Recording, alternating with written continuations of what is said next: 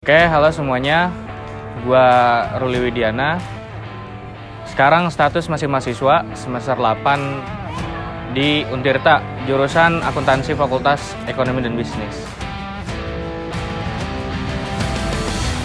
Kalau kata senior ada yang pernah bilang, mentalitas adalah jam terbang. Jadi, kalau Ranbi kan punya tagline reminder to keep in touch. Dia itu tempat untuk pengingat kita menjalin silaturahmi gitu. Goblok boleh, bego jangan. Ada saatnya kita mungkin bercanda, ada saatnya kita serius, ada saatnya kita dewasa lah.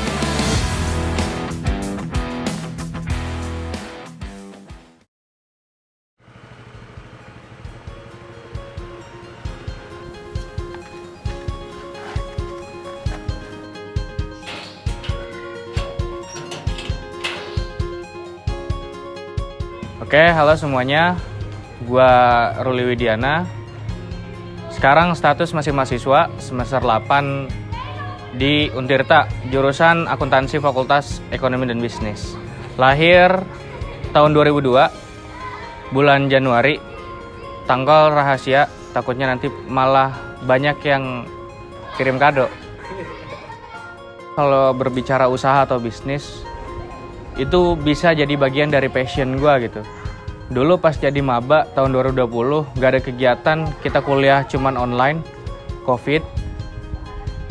Gue memutuskan untuk coba cari cuan, tambahan buat jajan.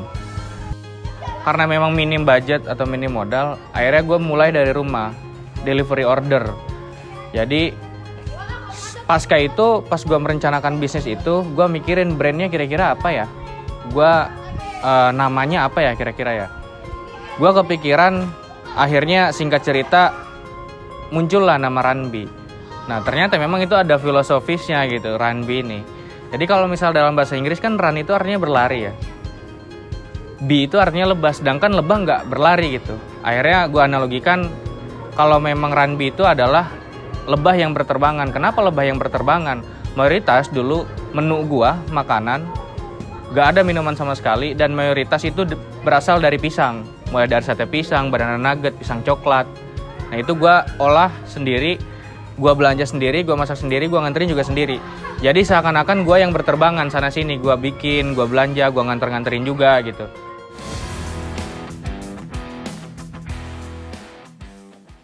Kenapa gue ngambil lebah bukan pisang? Karena brand pisang itu gue rasa banyak. Ada yang pisang apa, ada yang banana apa gitu kan. Akhirnya gue putuskan untuk ngambil brand dari lebah gitu. Kenapa lebah? Ya lebah juga kuning dan manis gitu. Apa bedanya sama pisang gitu. Akhirnya gue analogikan kalau misal Ranbi ini artinya adalah lebah yang berterbangan. Terus kenapa sekarang gue udah ada minumannya, terus udah ada tempat juga gue nggak berterbangan tapi gue nggak ganti brand. Yaitu prinsip hidup gue gitu. Gue menghargai sejarah, menghargai sebuah perjalanan. Jadi gak gue ganti. Pun misalnya sosial media juga sama, masih Ranbi Food. Nggak ada Ranbi Food and Drink. Cuman gue tambahkan di bio aja gitu. Gue tambahkan di bio Ranbi Food and Drink gitu. Pun misal gue udah punya tempat, alhamdulillah, ya gue nggak bakalan ganti brand itu. Jadi saksi sejarah perjalanan bisnis gue untuk Ranbi. Nah kalau yang washing clinic sebenarnya nggak jauh beda dengan laundry, dan memang laundry gitu. Cuman memang gue ngambil brand washing clinic karena anti mainstream aja. Banyak memang brand-brand laundry yang memang bawa nama laundrynya, laundry apa yang memang itu gue nilai sih yaitu terlalu mainstream gitu. Akhirnya bawa washing clinic yang artinya adalah ya klinik pencucian gitu. Kita bukan hanya nyuci pakaian, kita juga ada tas, ada topi, bisa karpet, bed cover dan lain halnya yang memang itu bisa kita cuci gitu. Dan itu memang baru untuk washing clinic sekitar 2 bulan berjalan. Oke, kalau misal pengalaman atau cerita menarik selama usaha, waktu itu sempat mutusin nekat sih sebenarnya buka 2 tempat di Serang sama di Cilegon. Kita nekat buat cari pangsa pasar baru di Cilegon, tapi ternyata hasilnya kurang memuaskan gitu, nggak maksimal. Akhirnya singkat cerita kita cuma bertahan 6 bulan di sana, kita gulung tikar dan kita fokus di satu tempat ini aja. Sekarang baru kita relokasi tempat lagi buat jualan, kita buka di tempat ini gitu. Jadi itu mungkin menarik pengalaman, karena berbicara bisnis memang bukan membicarakan suatu angka yang pasti gitu. Akhirnya kalau misal lu punya prinsip suka dengan tantangan, cobalah bisnis. Seru.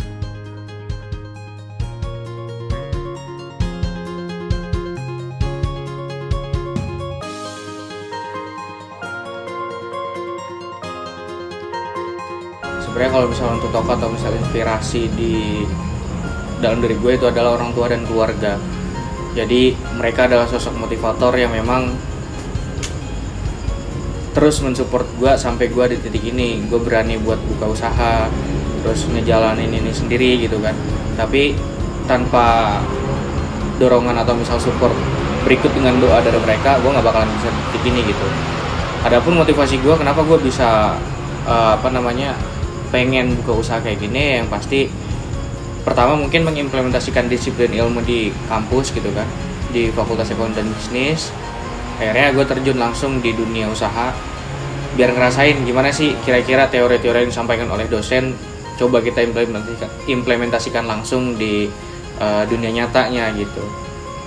Kalau kunci kesuksesan ya yang pastinya kita doa dan ikhtiar ya. Cuman dari doa dan ikhtiar itu kita coba runutin lagi, kira-kira apa aja sih yang menjadi kunci kesuksesan.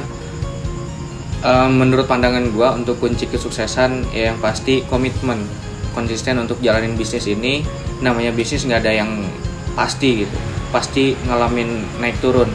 Dan yang paling utama adalah mental, dalam artian kita berani untuk buka usaha ini dengan alasan A, B, C, D.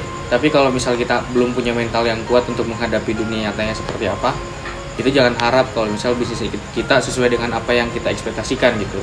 Akhirnya mental adalah poin utama gue rasa untuk menjadi kunci kesuksesan menjalankan bisnis gitu. Dari situ kita iringi dengan doa, terus iringi dengan ikhtiar juga gitu. Akhirnya ya insya Allah berkat demikian usaha-usaha kita berjalan dengan apa yang kita harapkan.